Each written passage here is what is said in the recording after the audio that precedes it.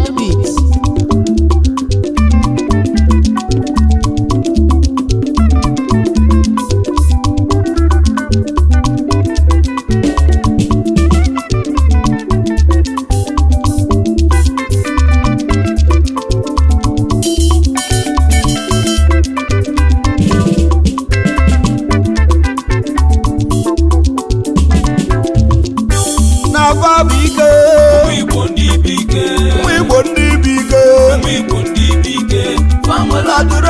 Adurese ga-amazi obodo fabata obodo ekwelu nọ na-eme fame ọgọ n'iru feme ọgọ n'azụ fabata mmemme obodo abụrụ onye ka ọdọrụ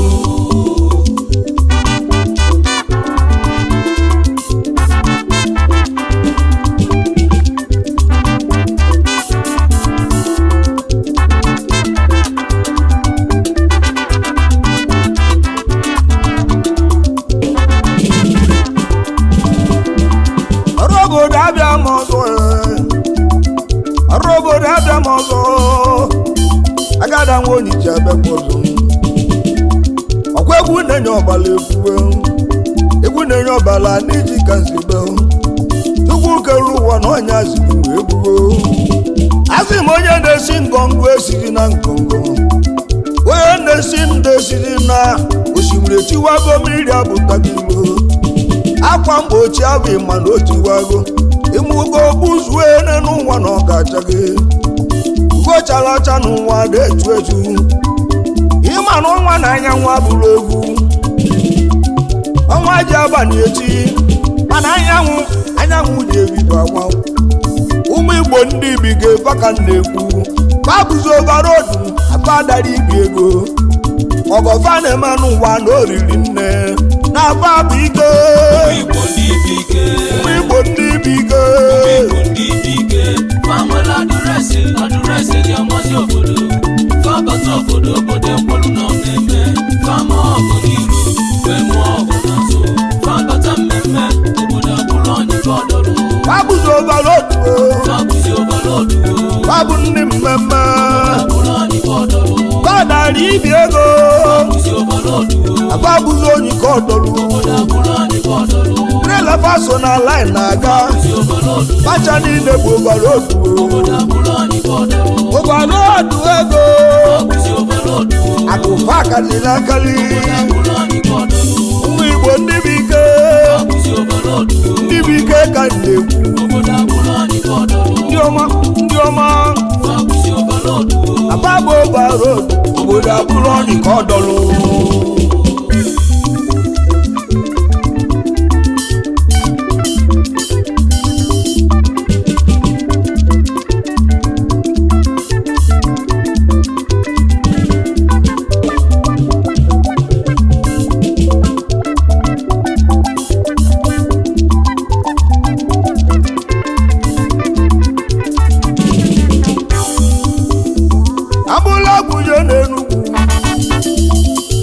na-abata m n'Enugwu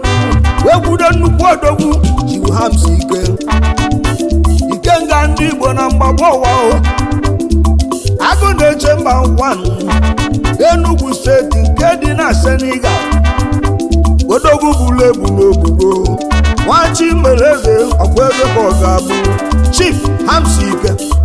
ọhaneze ndị Igbo na Dakar Senegal ikenga ndị mgbagwo ụwa n'Enugu steeti in Senegal Oju na-eme ọgọ na Senegal CEO Abana Auto Mercedes-Benz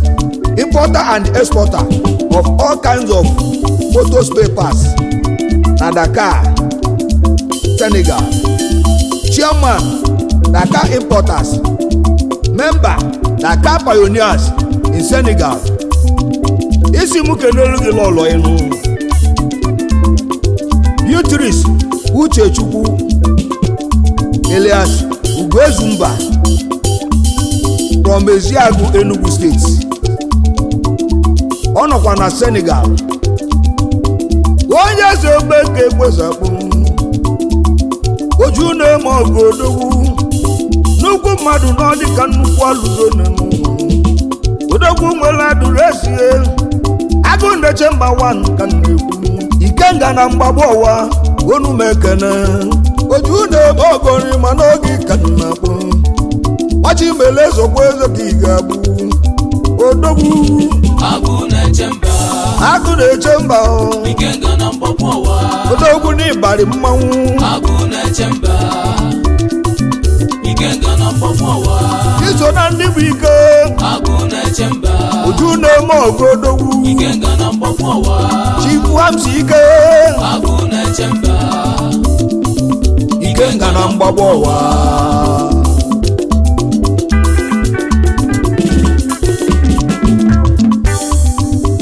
ka mbụla gụjewe na n'ọba bata n'ọba na ide mmiri south ebe afọ ka nnọgbu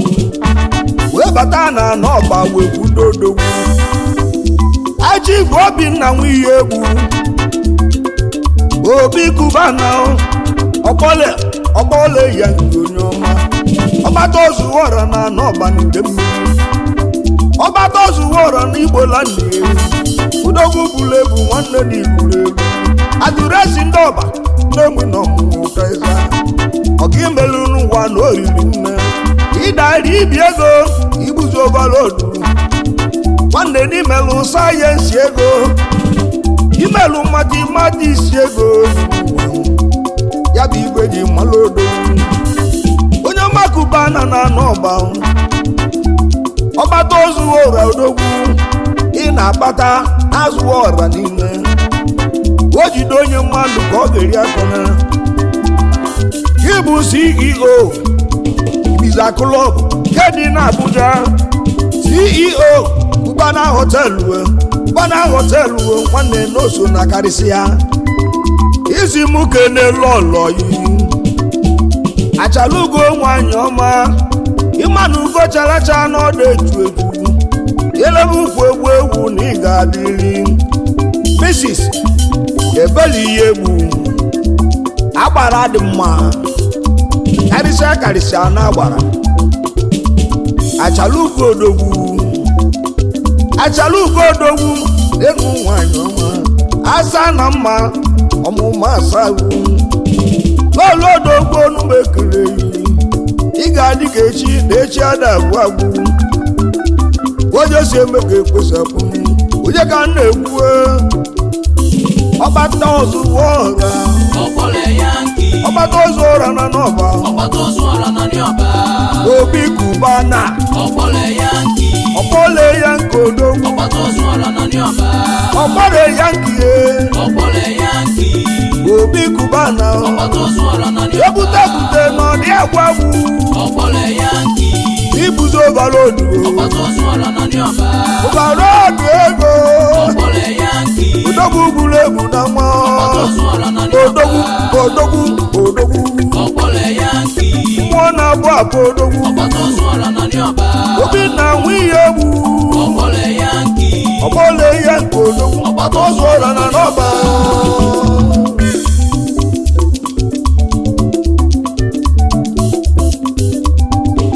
ka mbụlụ ọgwụ jee n'ojoto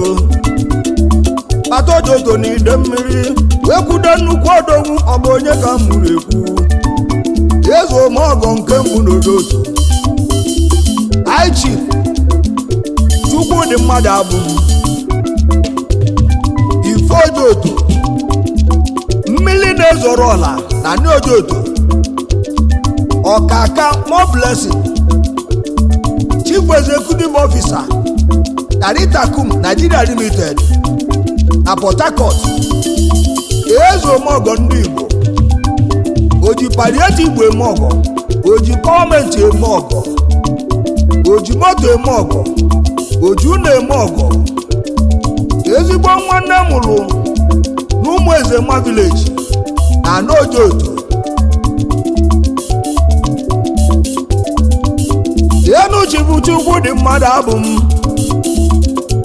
ife n'ojoto mmiri na-ezoro ụla n'onugbu egiri egi ọkaka ma ọ bụ lesin ọgbata ife adị nke mbụ n'ojoto onye buru ebu n'onume ekene ọrụ ilo n'ojoto onume ekene egi mmụọ na-abụ abụ n'ịbalị mmanwụ a sị na omeọgụ a na-enwe ilo n'ụwa ndị na-enyere aka verike o ji mgbawa mmechi emeọgụ onye bụla egwu nwanne n'ịbalị mmanwụ agada na n'iji ọga imelu nnukwu erike onye bụla egwu ya melu ndị ekene ị ga-adị ga echi maka echi ada agwụ agwụ onye chi mere ezokwa eze ka ọ ga-abụ ya na onye ego ya na onye ego ọ dịla n'ojo otodogwu ọ bụ tibadị mmiri na-ezoro na odogwu ojigbo otu eme ọgụ odogwu otu na-eme ọgụ onye ọcha ọ na-agba ọgụ odogwu odogwu odogwu odogwu ọlịla n'ojo otu ife n'ojo otu odogwu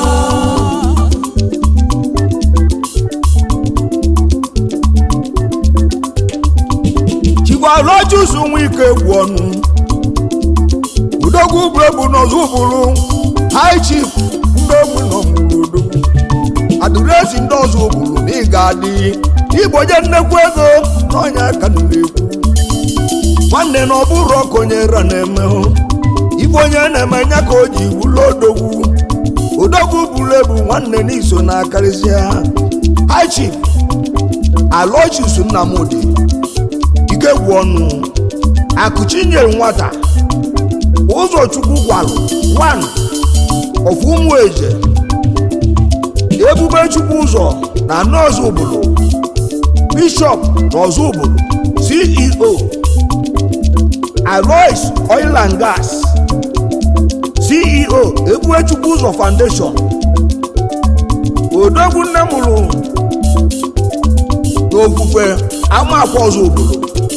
nke dị na-ekwusigo lokal gọọmenti ebube chukwu ụzọ na igbo nye nnekwu ego odogwu na ịdara ibi ego n'igbo balod n'omi nọ odogwu alụzi eji eji ọgụ na ibuzikarịsị ya onye nwere ibu bụ ada esiri onye ngọ mmụọ na-apụ apụ n'ọzọ ụkpụrụ odogwu onye eze n'ọzọ ụkpụrụ onu mekene enyi ebube chukwu ụzọ igbo onye ego akụchi nye nwata onu mekene enyi onye buru ebu nwanne n'ogbugo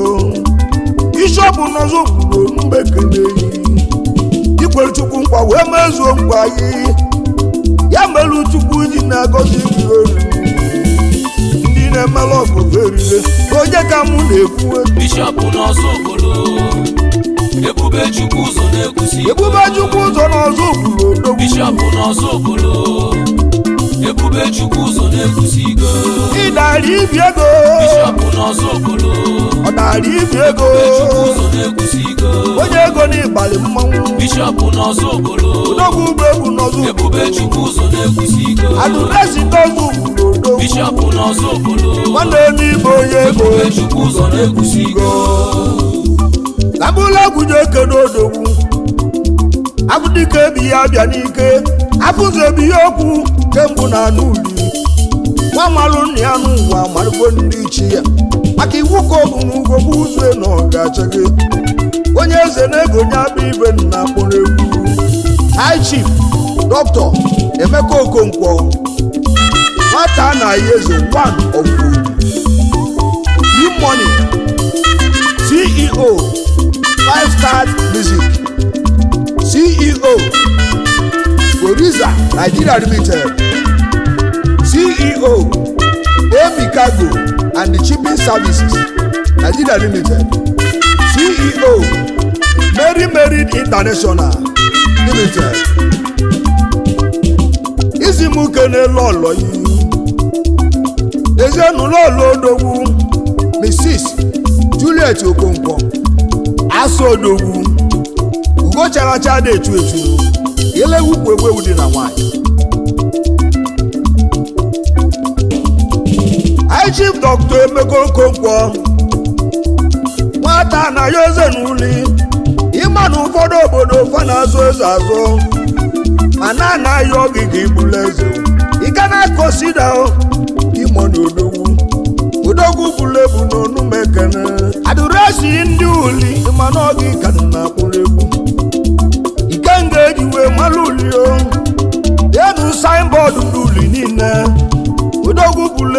ịbụ onye ego iso n'odozi obodo mana ọnya ka na-ekwu akụkọ agbaghị afọ ọnụ ọ dara ibi ego onugbu ekele gị nwata a na-ayọ eze na n'uri mmụọ na-apụ apụ onugbu ekele gị oke mmanwụ na-abịa onwe ya tee na onye ego tee na onye ego oke mmanwụ na-abịa onwe ya adịresi ndị uli odogwu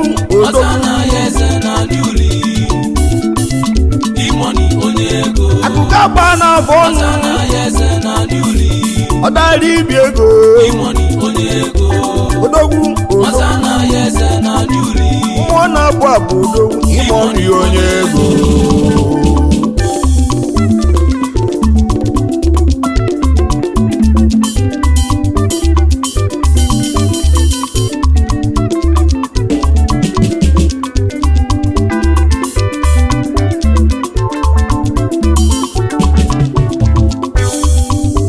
ka mbụlụ egwu jere ekwulu ọbịa ka ndị ekwulu ọbịa zụta odogwu ijosefu ebele eze oke afọ onye ọma jowizaza ekwulu ọbịa gbeso n'odogwu chief executive officer Jesco Nigeria Limited onye ọma na ọ bụghị bụ founder Jesco Oil and Gas onye ọma na-ekwulọbịa na-agụ ata nke dị na Anambra onye bụla egbe babụ ka iseje onye ọma jowizaza odogwu na onume ekele gị Jesco Oil ịbụ onye ego onye bụla egwu na onume ekele adụresi ndị ekwulọbịa n'ogwu bụregwu na mmanwụ ezomọgọ na onume ekele onye ego na onye ego mbute mmụọ na-abụ afọ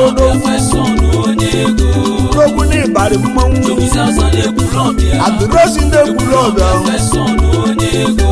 enu ndị ego ababụ ike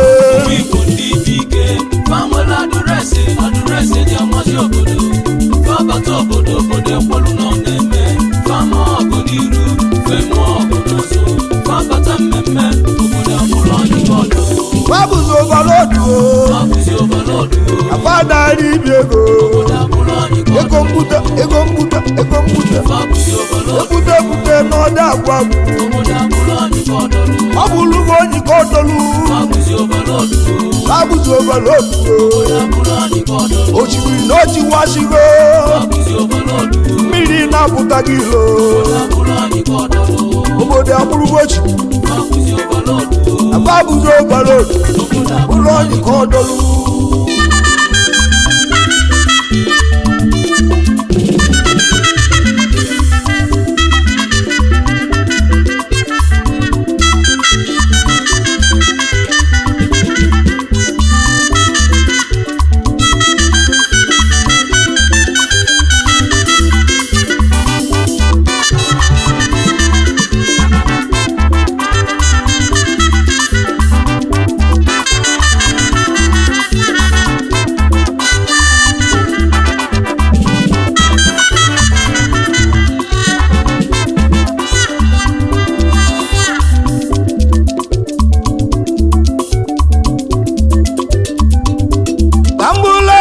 na-anụ ụgbọ anje zụta odogwu ihe na adịresi eji mara ụgbọ signboard ndị ụgbọ niile onye bụla ebu na igbenye nnekwu ego udogwu Chimeleze na-anụ ụgbọ niile onye ka mụ na-ekwu oke mmụọ na-apụ apụ na-anụ ụgbọ Chief Detus ụzọ ezie ọra agwa ego na-ejije 1 Igbo land the Zenko Managing Director Zenko Group of Companies Managing Director Zenko Oil and Gas Managing Director the General Peters Managing Director Senko Properties, Managing Director Senko Communication Limited West Africa, Co-Director Technophones Odogwu onye semeke ekpesi akpụrụ Senko n'ibonye ego Odogwu na anụ ugbo n'ubekele gị adịrịsị ndị ugbo nne nwuri bụ Odogwu ego na-eji ije n'Igbo land ego na-eji ije n'ịbụ onye ego iso na ndị butere ego n'elu ụwa Odogwu ego ga-agbagha afọ ọnụ Senko onye ego Senko onye ego eze ụmụ obodo ọga imeri n'uwerigo ekwenu iso na ndị bụ ike ọ dara ibi ego isi mụ kede gị lọlọ Salugo nwanyị ọma lọlọ Odogwu Achalugo nwanyị ọma Mrs. Kesi Ọragwa Ụkwụọma agbalasi ụgbọ Mgbadike in Nnewi South Local Government Anambra State egosibu kedu oyi kọcharacha na-echu echu unu ga-adị ike echi maka na echi ada agwụ agwụ Senko onye ego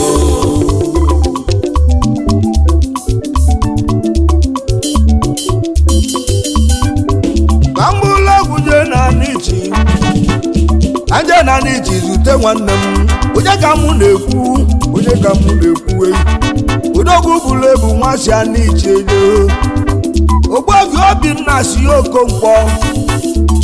Odogwu si a n'ichi ego Igbo obi na Coastal Road nke dị na Gambia ezigbo nwanyị dị asọ Odogwu bụrụ ebu na Enugu aja ichi ebe abụ isi ede Enugu aja ichi nke dị na-ekwusigo na Anambra steeti ihe bụrụ ebu nwanne n'obugo youngest landlord na Gambia Odogwu bụrụ ebu na nwa CEO Dimas Concept Nigeria Limited Obi Okonkwo Investment Nigeria Limited CEO Obi Long Global CEO Sidon Investment Company dealers in all kinds of auto spare parts, trucks, cars, electrical, building materials. President Akalaka Friends Club Gambia, Vice Chairman Anambra State Indigenous Association Yabu Asia, Vice Chairman Ekusigo Family Association Gambia, Member Ezekwanna Amaka Committee of Friends Gambia, Member Igbo Community Gambia, Vice Treasurer Young Dynamic Friends Club. Isi mukene lọlọ yi ugochacha na-echu echu lọlọ Uju Ezinwanna Okonkwo Osodieme nwadị nwa n'ime First Lady Sidon agụ nwanyị na Gambia ịnọkwa na Gambia na-achala ugbo nwanyị ọma na-elewu egwu nwadị nwa n'ime onumekene First Lady Sidon agụ nwanyị na Gambia n'ime agbala dị mmanụ ya nakwa uje n'iru ya na Ogbuefi obi Odogwu bụrụ na n'ichie aka na-eme ọgọ n'onumekene ọga imere Agada erige ya merụ ndị ekene iso n'ogbute akụ ebute na ọdị agwụ agwụ oli n'ụgbanụ ebute na ọdị agwụ agwụ Obinna iso na ndị butere ike Odogwu ji ego eme ọgọ ọ ga-adịrị gị mma ị ga-ejere obodo ị ga-anara obodo kwa ma kpọgide ezi Agada na n'iji ezi nwanne ya ibe onye si eme n'ụwa n'ọka ekpe eziakwụrụ Obinna onye ego Obinna Nwaokongwo Obinna onye ego ezigbo nwaanyị dị asọ Obinna Nwaokongwo ezigbo nwaanyị dị asọ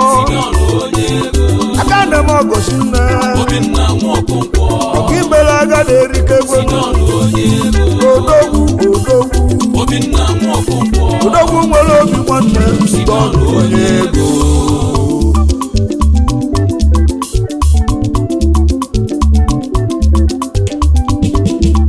isi m kere elugo odogwu nne mụrụ na n'ụkpọ Ogbuefi Michael Ochukwu Okoli Akaba Ụmụhụkpọ Nnewi South Local Government isi eje Alhaji Ultimate Favour Concept Limited DMF Trade Fair Lagos odogwu bụrụ ebu n'onu mekene nwasị anụ ukpede onu mekene gị Igbo Obinna ọsị m kere yi Alhaji mana Igbo onye ego iso n'aka na-eme ọgụ na n'ụkpọ gbachi mbeleza n'ụkpọ ka iseje Alhaji onye ego odogwu iso na ndị butere ike Alhaji onye ego iso na ndị butere ike ndebe ike n'Igbo landị Alhaji onye ego Obinna si m kere yi iso na ndị butere ike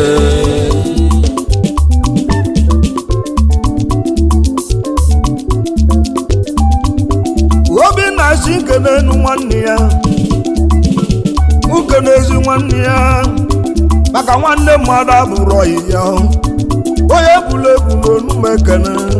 Dr. Ụbaka Okonkwo odogwu si Enugu Ajichi ekwusigo lokal gọọmenti nke dị na Anambra steeti eje Dr. Akajiọfọ odogwu nne m na n'ichie Ụbaka Okonkwo odogwu nne m nọ mụrụ odogwu Ụbaka Obinna na-ekene Chief Emenike Anarike odogwu si Ifitani agụrụ Anambra steeti weleje gị bụ CEO Emenco Enterprises E-Money na Gambia odogwu ekene E-Money na Gambia E-Money Igbo onye ego Emenco Enterprises Limited nne m nọ mụrụ odogwu iso n'aka na-eme ọgụ Obinna na-ekene gị Obinna Nwaokongwo osi m kene gị n'ọgụ imeri n'uwerige onye bụrụ ebu n'onu mekene E-Money na Gambia iso na ndị bụ ike odogwu Emenco Enterprises ezigbo nne mụrụ na na-agụlụ odogwu onye ego n'ịga adị E-Money onye ego iso na ndị bụ ike E-Money na Gambia E-Money na Gambia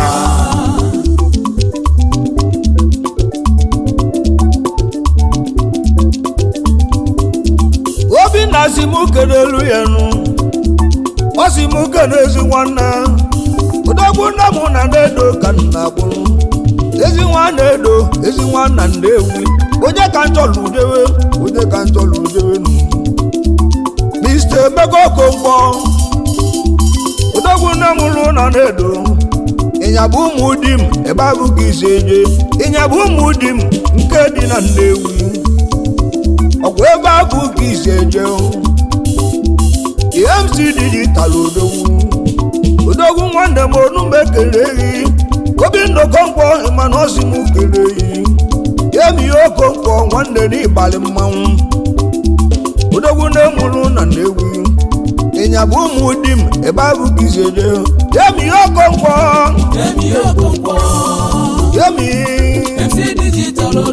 MC digital odogwu odogwu nne mụrụ nna na-ewu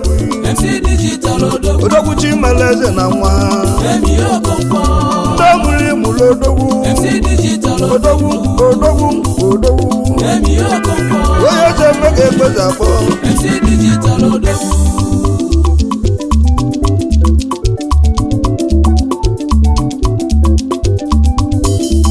amụla ọgwụje na n'ichi anja n'ichi ka nzute odogwu aichi afamibe CEO Afghan International ọchị abụtọ 1 of Ichi ikuku ọma ụmụezu n'Enugu Aja Village Ichi ezu ome ọgọ oju na-eme ọgọ onye eze ebe ga-ekwesị akpụrụ odogwu nne mụrụ na n'ichie Afghan International odogwu n'ọchị abụrụ ụtọ ọchị ahụ ụtọ ikuku ọma ụmụezu nwanne m ikuku ọma ụmụezu n'Enugu Aja nke dị na n'ichie onye bụrụ egwu n'onume ekene omeọgọ adekwu ilo iso na ndị bụ ike oju na-eme ọgọ ọga imelụ n'ichi eriga ịma na omeọgọ adekwu ilo one n'ụwa Afghan International afamibe nne m nọ odogwu ezo omeọgọ na iwe onye nnekwu ego onye ego ọchị abụ ụtọ ezi nwanne m na ị ga-adịrịrị odogwu Chimeleze na nwa Afghan na Ghana agụjere Ghana bụcha ike odogwu n'ịbalị mmanwụ uju na-eme ọgọ na n'ichie odogwu Chimeleze na nwa onye ego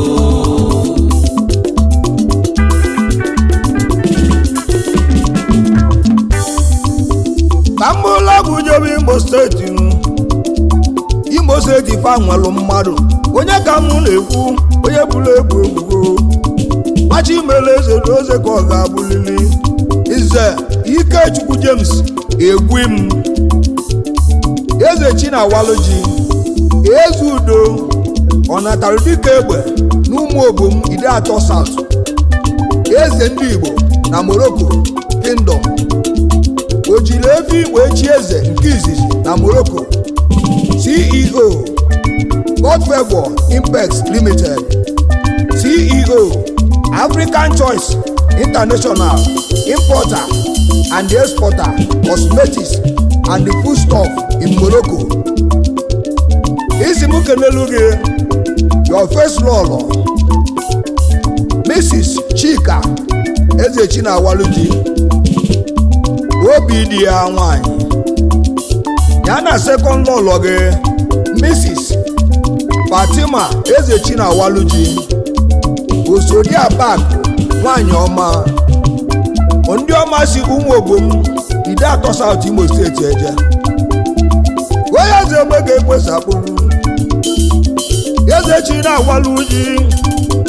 o jiri ebe iwe chi eze nke izizi onye bụrụ ebu na nwa abịa na Morocco iji ebe iwe chi eze nnukwu mmadụ ma na ọ dị ka nnukwu arụzi ya na onye ego ka nna mụrụ egwu ọ natara dike agbe n'ụmụ obom mmụọ na-abụ abụ odogwu n'ịbalị mmanwụ onye ezi oke ọka egbe ezi akpụrụ ego mbute n'ọdọ afọ izi mụ kene n'ụlọ ya ọ bụ obi dị ya achala ugbo nwanyị ọma onye ezi ebe ga-ekwesị akpụrụ izi mụ kenekwa n'ụlọ ya osodi abakụ achala ugbo nwanyị ọma edelegwu kwekwe eze chi gị na wara gị ji onye bụrụ ebu n'ime odogwu onye ezi eme ga-ekwesị akpọ enu ndị ego ababụ ike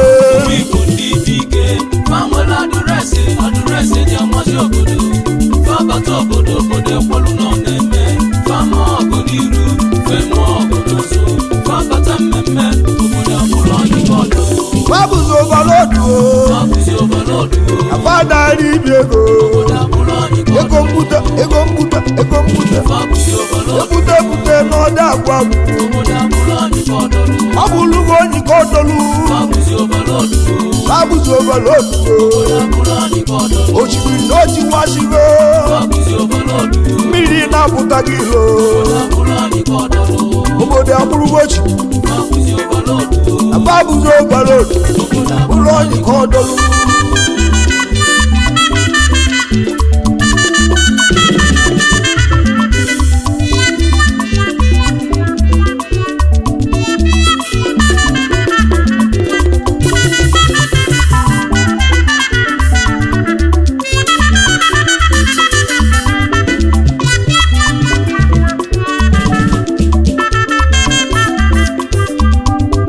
ka mbụlụ ọgụjewe Imo steeti nụ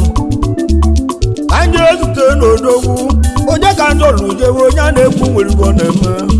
na nnukwu mmadụ ma na ọ dị ka nnukwu alụsị Chief Amselem Chukwu bụ ọgwụ nwa osu aka ekpuchi ọnwa 1 na Ntueke Ancient Kingdom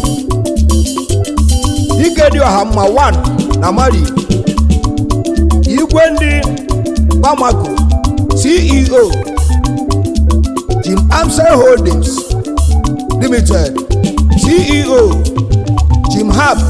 Investment Limited CEO Anscom and the Sons Limited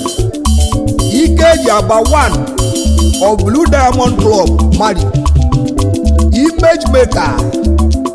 Ex-President and Patron Old Igbo Progressive Community Mali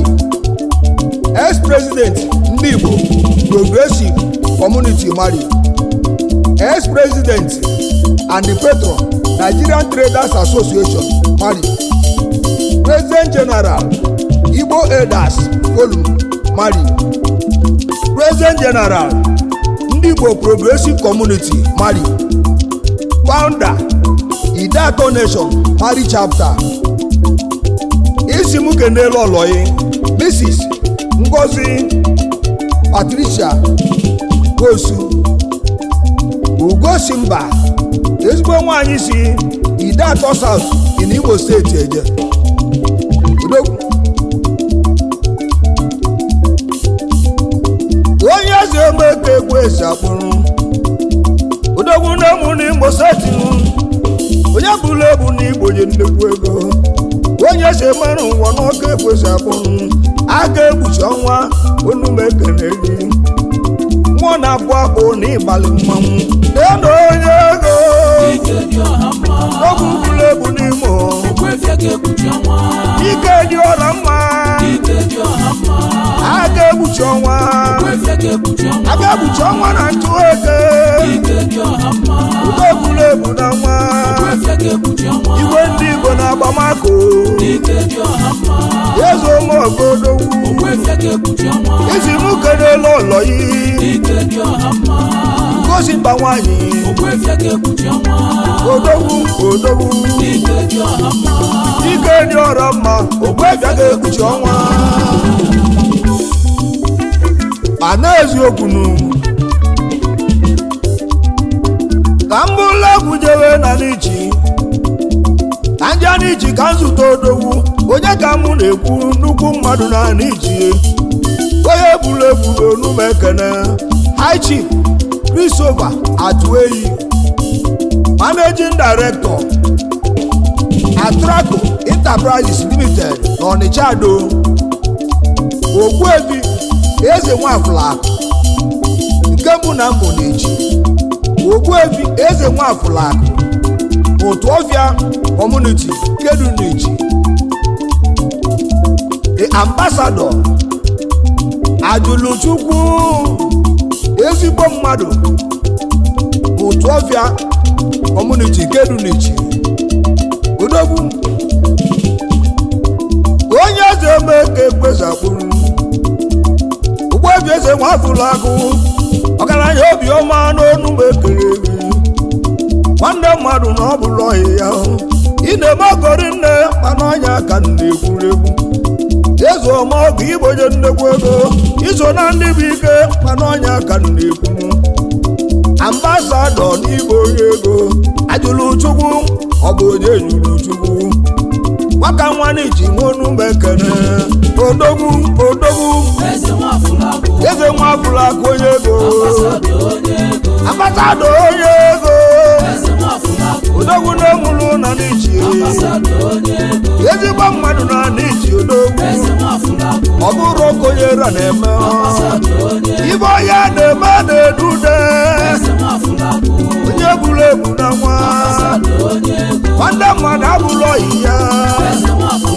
agada nwoye ji n'egwu ambasadọ onye ego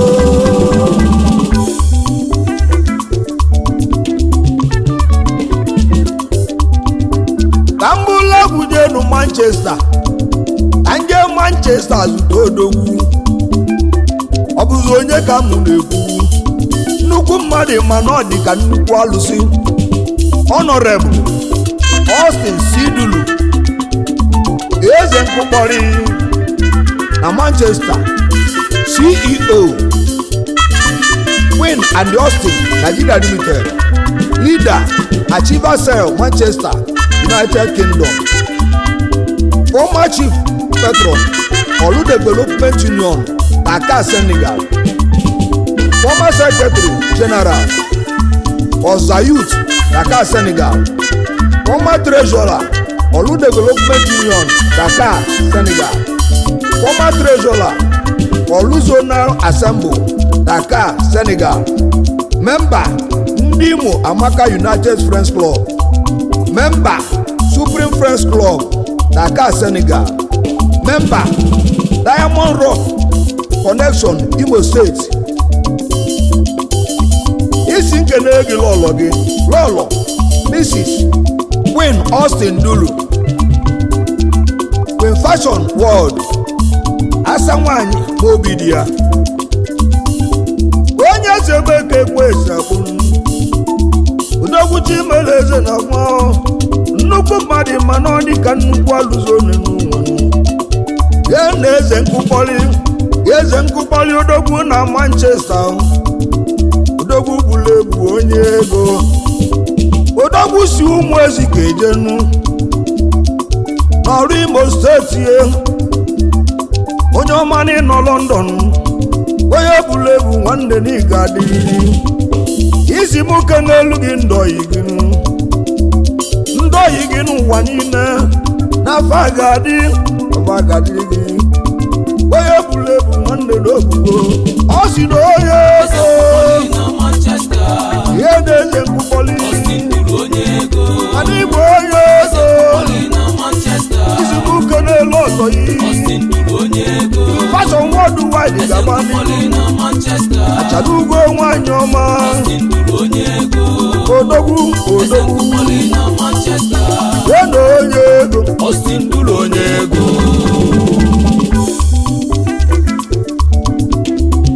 Honorable Onyebuchi Nnadi Akụluo ụlọ 1 na-achị Mbieri mba itoolu Elias Dombuchi CEO Uchi Solutions Limited London United Kingdom CEO Arena Systems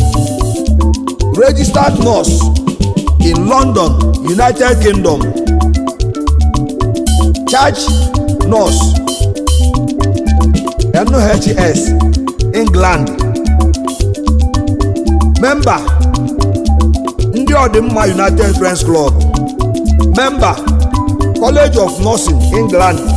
United Kingdom member Ndị Imo Amaka United Friends Club from Mbitolu Imo State isi eje wee bilizie na London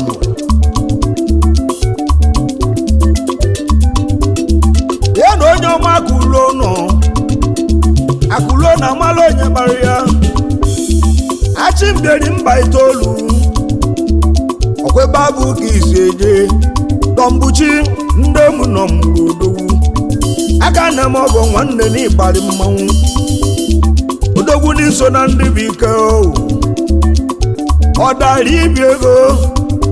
iso na ndị bụ ike n'ụwa niile one n'ụwa onye ego na ịgaji ego onye ego akụrụ na odogwu azụdasi ndị achị mbeli beri ịba itoolu odogwu na ịbarị mmanwụ mmụọ na-abụ abụ odogwu onye ọma na ịnọ na London akụrụ na onye ego Chief Sunday Owo odogwu nne mụrụ na-abịa Enugu steeti CEO Manager Gas Limited aka na-eme all kinds of roofers ụdị ọbụla importer and exporter Ogbuefi Nnagbuzue 1 na-abịa onye ọma ezomọgọ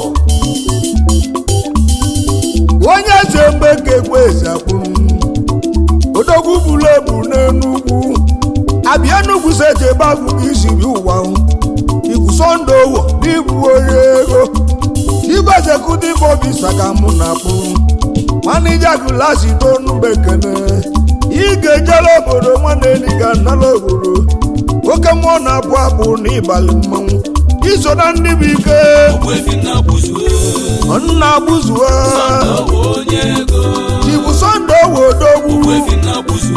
aka na m ọgọchi nne ọka imere Agada erigo egwelu onye ose eme ga-ekwesị akpụrụ kedu elu m ile ọlọ yi achala ugo nwaanyị dị mma tenlesi nwaanyị dị mma ilegbu ugwu egwu onye ego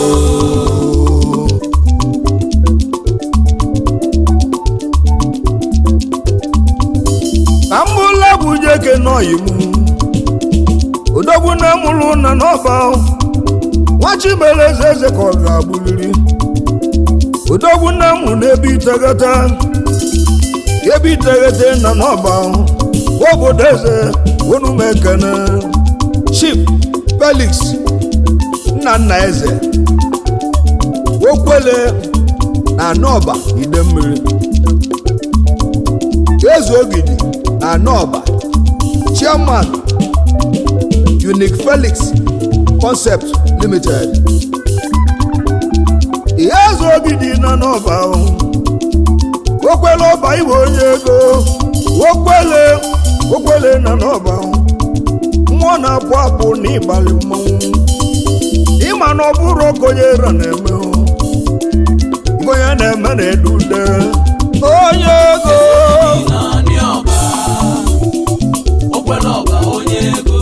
Agada ilo iso n'aka na-eme ọgụ obodo eze odogwu ebe iteghete ka ise odogwu n'ịbalị mmanwụ odogwu ogbele ọgụ onye ego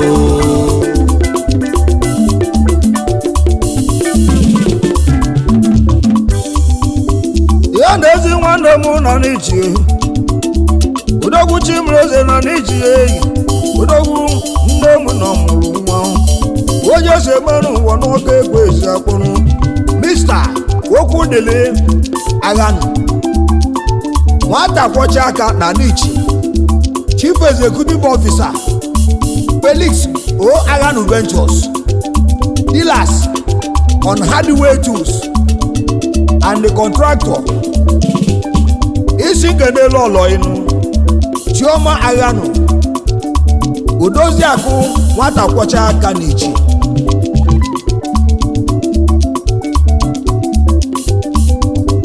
ya na ezi nwa Aganu na n'ichi eyi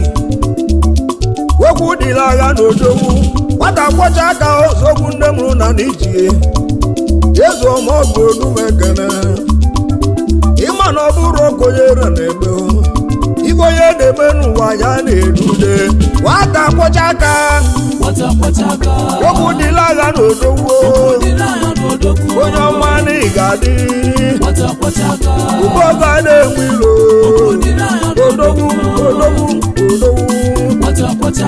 eji mmadụ akpọ ya iruo ị ga-ejela obodo n'ala obodo ụbọga na-enwe ilo iji bukere elu ụlọ yi ọgụ obi dị ya achala ugo nwanyị ọma ụbọchacha na-eju eju okwu dịla aga n'odogwu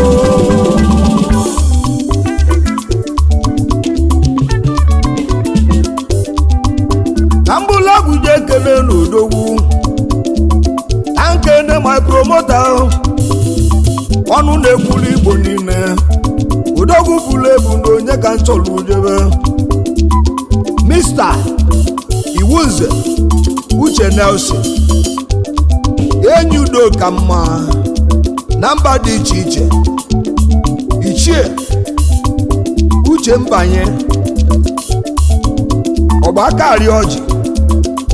mmecha ọhịọwa nke izizi nke mbụ na mba niile ogbughere ụzọ ndị egwu Igbo High Life na mba dị iche iche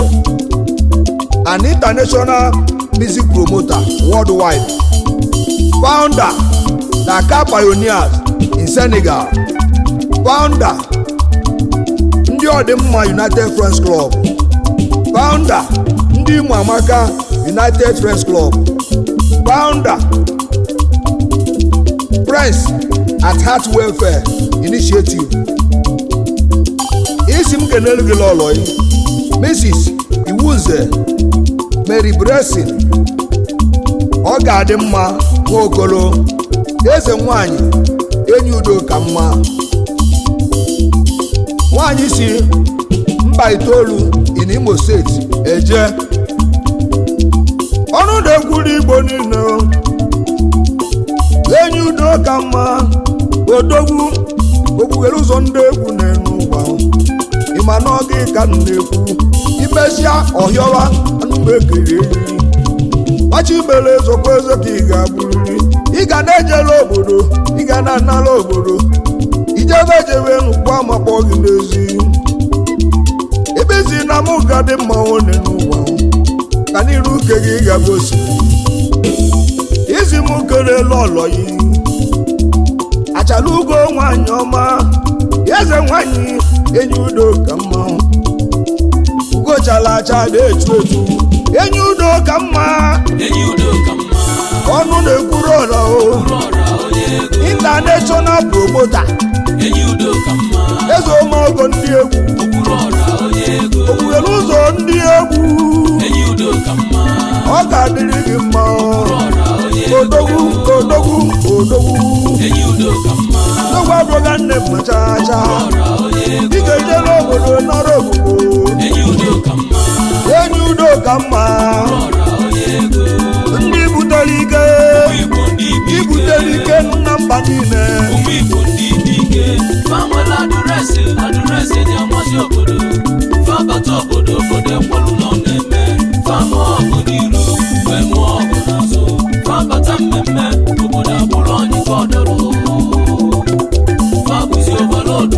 abụzi overload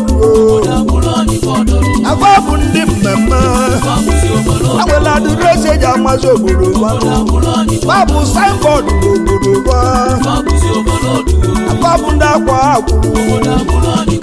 abata obodo edelu abata obodo egbowe ọkụ abịa bịasịa mmemme abụla ojikọ ọdọrụ